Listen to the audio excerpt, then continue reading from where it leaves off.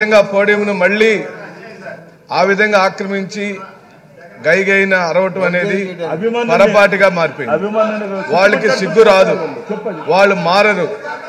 వాళ్ళకి చిత్తశుద్ధి ఉంటే గవర్నర్ గారి యొక్క ప్రసంగంలో ఈ ప్రభుత్వం అనగా వైఎస్ జగన్మోహన్ రెడ్డి గారి ప్రభుత్వం సాధించిన సమున్నతమైన లక్ష్యాల యొక్క సంపుటిగా అందరి టేబుల్ మీద ఉంది.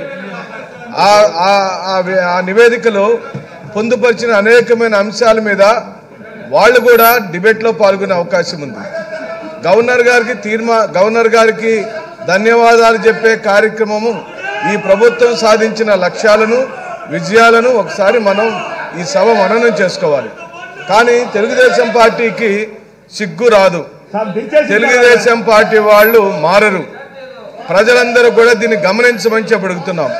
మిమ్మల్ని ఈ విధంగా అవమానపరచడం పదే పదే పరిపాటిగా మారిపోయింది.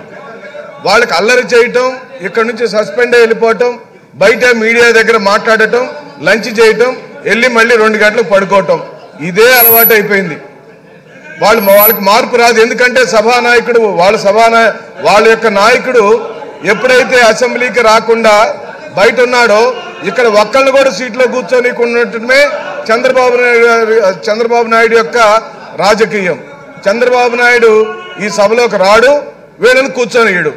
వీళ్ళు ఎవరన్నా ఇక్కడ బాగా మాట్లాడితే, ప్రజా సమస్యల గురించి మాట్లాడితే, అది ప్రజల్లోకి వెళితే, వీళ్ళలో ఎవరన్నా నాయకుడు తయారైతే ఆయన సీటుకి ఎసురు వచ్చిందని ఆయన ఇక్కడ ఎవరిని సీట్లో కూర్చొనియడు.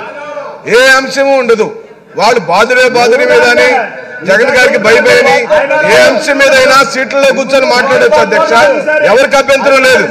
కానీ పోడియంను చుట్టుముట్టడం, మీ మీద పేపర్లు విసరటం, మిమ్మల్ని అల్లరి చేయటం, మిమ్మల్ని గేలి చేయటం, మీరు ఏ రోజున సీట్లో కూర్చున్నారో సభాపతిగా, ఓ బలహీన వర్గాలకు సంబంధించిన వ్యక్తిగా, సుదీర్ఘ రాజకీయ అనుభవం కలిగిన మీరు ఆ సీట్లో కూర్చోవటం తెలుగుదేశం పార్టీకి ఇష్టం లేదు అధ్యక్ష. అందుకనే పదే పదే వాళ్ళు మిమ్మల్ని గేలి చేయటం, అల్లరి చేయటం, మిమ్మల్ని తాకాలను చూడటం, మిమ్మల్ని హేళన చేయటం అనేది పరిపాటిగా మారిపోయింది. ఇక వాళ్ళ గురించి మాట్లాడటం మానేస్తే అధ్యక్ష, నిజంగా రాష్ట్ర గవర్నర్ గారు ఈ ప్రభుత్వం సాధించిన విజయాలకు సంబంధించి వారు చెప్పిన మాటలను ప్రతి ఒక్క దానిని మేము అభినందిస్తూ వారికి నిండుగా మేము మీ ద్వారా గవర్నర్ గారికి కృతజ్ఞతలు చెప్తున్నాం అధ్యక్ష. ఈ 5 సంవత్సరాల కాల పరిమితిలో 2019లో ఈ రాష్ట్రానికి ముఖ్యమంత్రిగా జగన్మోహన్ రెడ్డి గారు అయిన రోజు నుండి వారు నవరత్నాలనే లక్ష్యాలను పెట్టుకొని ఓ సుస్థిరమైన, ఓ న్యాయమైన, ఓ సమాజానికి పనికొచ్చే పరిపాలన చేయాలనే దృఢ నిశ్చయంతో వారు పరిపాలన మొదలుపెట్టారు. ఆ పరిపాలన మొదలుపెట్టే రోజుకి తెలుగుదేశం పార్టీ చేసిన పాపాలు, తెలుగుదేశం పార్టీ ఇచ్చిన హామీలు, తెలుగుదేశం పార్టీ హయాంలో జరగని న్యాయం అన్నిటికీ పరిష్కారం ఒక్కటే, అది వైఎస్ జగన్మోహన్ రెడ్డి గారి యొక్క పరిపాలనని మనకు అర్థమైంది అధ్యక్ష. మీరు జగన్మోహన్ రెడ్డి గారు పరిపాలించే రోజుకి రాష్ట్ర విభజన జరిగి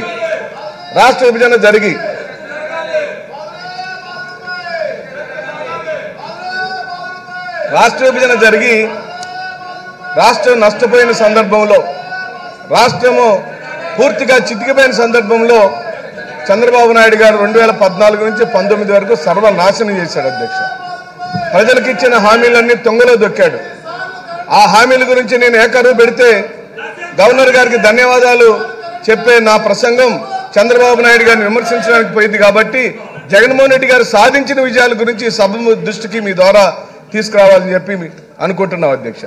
జగన్మోహన్ రెడ్డి గారు రాష్ట్ర పరిపాలన మొదలుపెట్టినప్పుడు ఈ రాష్ట్రంలో ఉన్న సామాజిక స్థితిగతులు, ఆర్థికంగా చితికిపోయిన రంగాలు, వెనకబడినటువంటి వర్గాలు, దళిత బలహీన మైనార్టీ వర్గాలు, వీళ్ళన్నిటికీ ఏదైనా న్యాయం చేయాలనే దృఢ సంకల్పంతో వారు ఒక సుపరిపాలన తీసుకొచ్చారు. ఆ పరిపాలనలో వారు తీసుకొచ్చిన బృహత్తరమైనటువంటి రంగాలు ఒక విద్యారంగం, ఒక వైద్య రంగం అనగా ఆరోగ్యము, వ్యవసాయ రంగము, స్త్రీ సంక్షేమము, అలాగనే ఆయన పట్టించుకున్న సామాజిక న్యాయం. ఇది ఎక్కడ కూడా ఈ భారతదేశంలో ఏ ముఖ్యమంత్రి సాధించలేని విజయాలు ఈ రోజున గౌరవ ముఖ్యమంత్రి వైఎస్ జగన్మోహన్ రెడ్డి గారు సాధించారు. అది చూసి ఓర్చుకోలేని తెలుగుదేశం పార్టీకి సీట్లలో వాళ్ళు కూర్చోలేరు అధ్యక్ష. ఏదో ఒక విధంగా అల్లరి చేయటం కానీ లేదా సభల నుంచి బయటకు వెళ్ళటం కానీ వాళ్ళకి అది ఇష్టం. ఎందుకంటే కూర్చుంటే నిజాలు వినాల్సి వస్తుంది, గణాంకాలు తెలుసుకోవాల్సి వచ్చింది. జరిగినవే చెప్పగలుగుతున్నాం మేము కూడా, జరగని దాని ఒక్క మాట కూడా ఈ సభలో మేము చెప్పడానికి వీల్లేదు అధ్యక్ష. మీరు గమనిస్తే అధ్యక్ష, అక్కడ నిలబడిన తెలుగుదేశం పార్టీ వాళ్ళందరికీ నేను ఛాలెంజ్ చేస్తున్నా. మీరు అనుకున్న అమరావతిలో బాబాసాహెబ్ అంబేద్కర్ విగ్రహాన్ని మీరు ఎక్కడ పెట్టారు? బాబాసాహెబ్ అంబేద్కర్ విగ్రహానికి మీరు ఎన్ని కోట్ల రూపాయల డబ్బులు? అధ్యక్ష, ఇది ఖండిస్తున్నాం. మీ మీద పేపర్లు చల్లటం అనే విషయాన్ని దయచేసి తెలుగుదేశం పార్టీ సభ్యులు మా సహనాన్ని పరీక్షించొద్దని చెప్పి కోరుకుంటున్నాం. మీకు ఇది పొరపాటు అయింది, మీకు పొరపాటు అయిపోయింది. గొడవ పెట్టుకోవటమే మీ లక్ష్యం. ఇది పద్ధతి కాదు, ఇది పద్ధతి కాదు. ఒక బలహీన వర్గాలకు సంబంధించిన స్పీకర్ గారి తలపైన ఆ విధంగా పేపర్లు వేయటం పద్ధతి కాదు.